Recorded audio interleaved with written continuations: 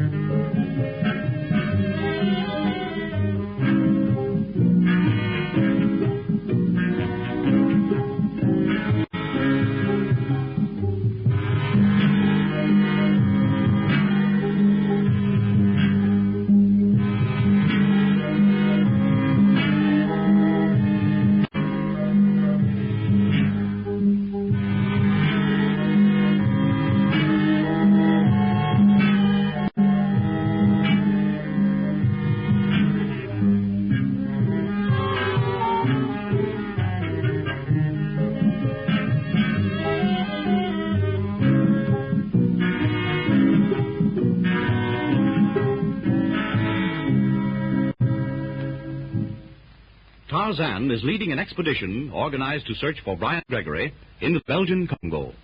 Among the party are Gregory's father and sister. Following them are Atan Tom and Lal Tusk, who are determined to get possession of a map showing the location of Asher. They believe Tarzan has this map. In camp on the bank of a tributary of the Ubangi River, Tarzan kills a crocodile in defense of Larson.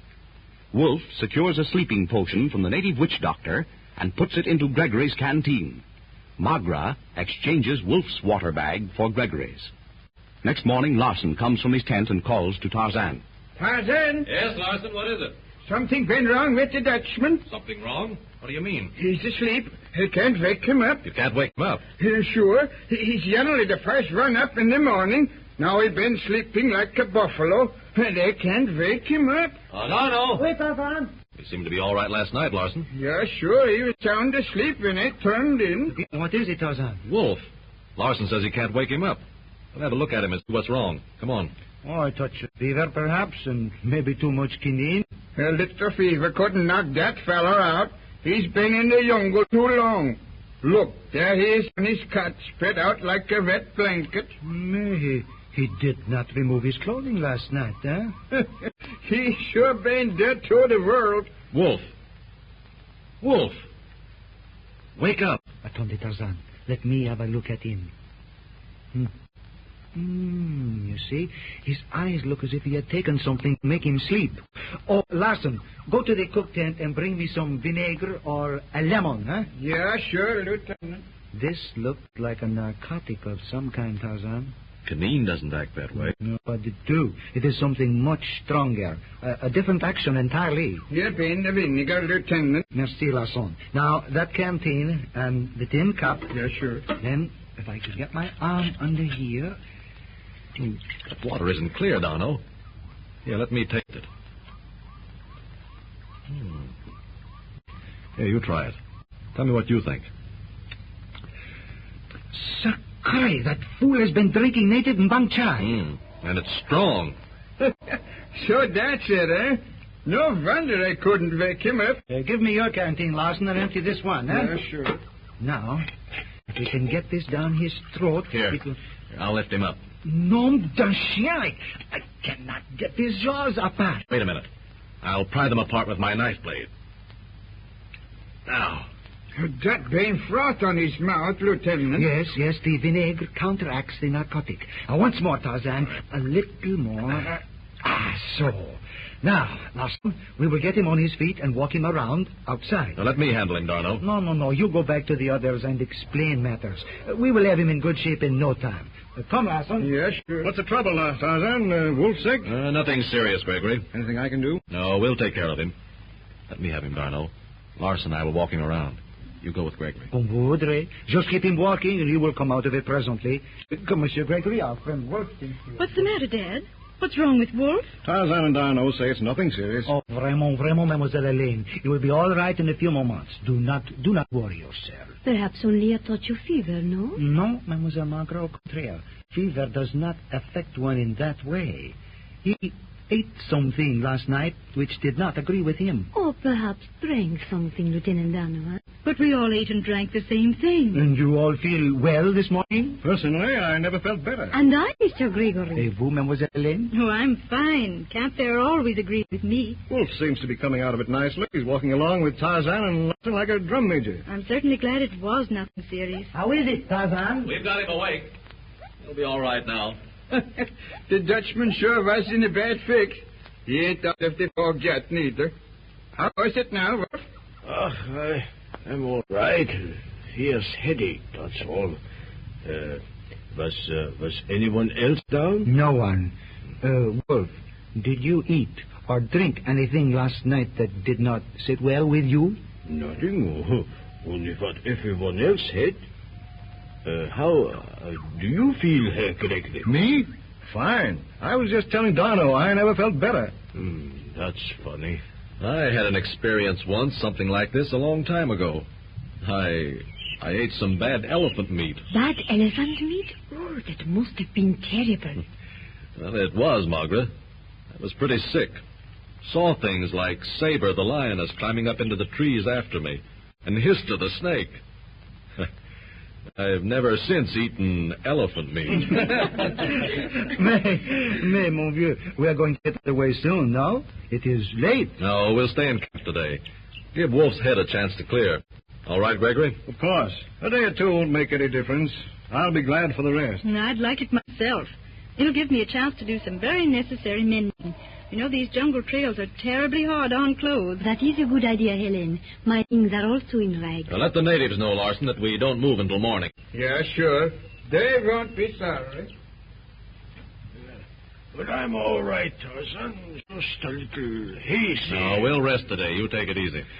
Mais, it is so hot. Vous savez, I would enjoy a dip in that river. We may not have another such opportunity for a long time. After Mr. Larson's experience of last night?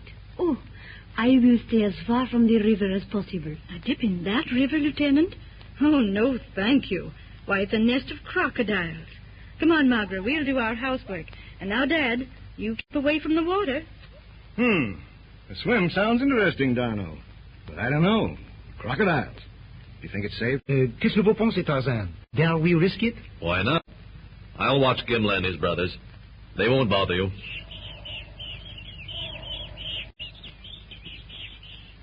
The early rays of the sun splintered the gray waters of the river into silver sparks as Tarzan, Darno, and Gregory slip off for a plunge in its cool depths. Larson, after relaying Tarzan's orders to the natives, follows the three men, and despite his experience of the night before, joins them on the riverbank. He starts unlacing his heavy shoes. You're certainly not going in, Larson. Yeah, sure I am. Why not? After last night? Oh, that. All in a day's work, Mr. Gregory. If a fella stopped doing things in the jungle every time he got in a bad fix, he would have to stay in the tent all day. Well, if you've got the nerve, you can't scare me. I'm going in too. Wolf sprawls on a blanket in the shade of a tree not far from where Helen and Magra, seated before their own canvas shelter, are busy with their mending. Hand me that spool of thread, will you, please? You know, it's absolutely uncanny the way Tarzan slips through bushes simply bristling with thorns without even so much as a single scratch. He glides through apparently solid walls of underbrush without even disturbing a twig. A passage seems to open before him as if by magic. Oh, he's wonderful, Helen. Yes, he's pretty much of a... Why, Margaret.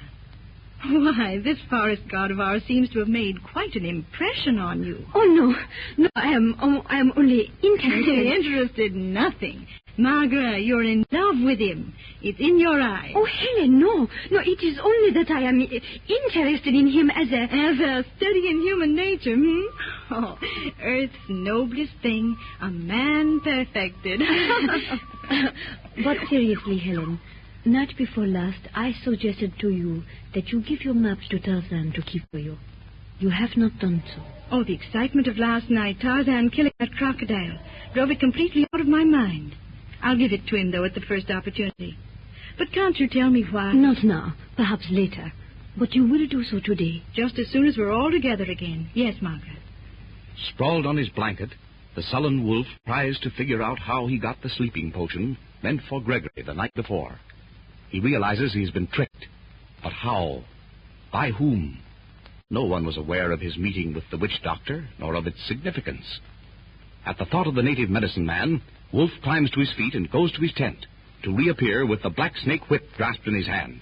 Then, keeping his own tent between himself and the two young women, he makes his way quickly to the ragged shelter of the witch doctor.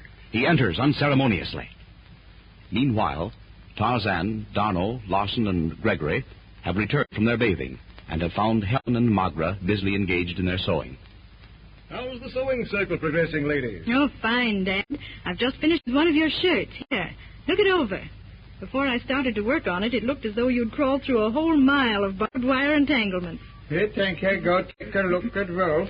He certainly got hold of something that put him out. He was stretched on that blanket over there beside his tent a few moments ago. I thought he was asleep. I saw him go toward the native quarters. He was carrying his whip.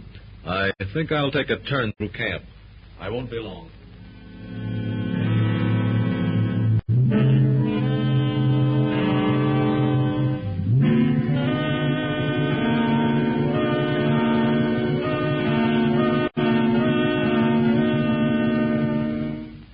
You tell me, young bully, who got that stuff from you last night, or I drag it out of you with this whip. Bully no sabe.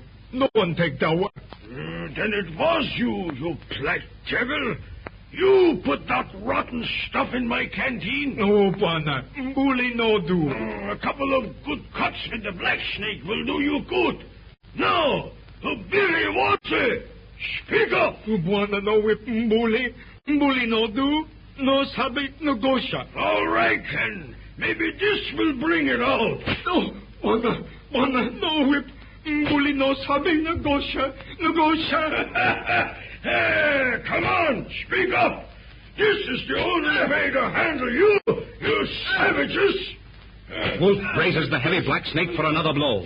Suddenly his arm is caught from behind in a grip of steel. Like a helpless child, he spun around to look into the grim, cold eyes of Tarzan.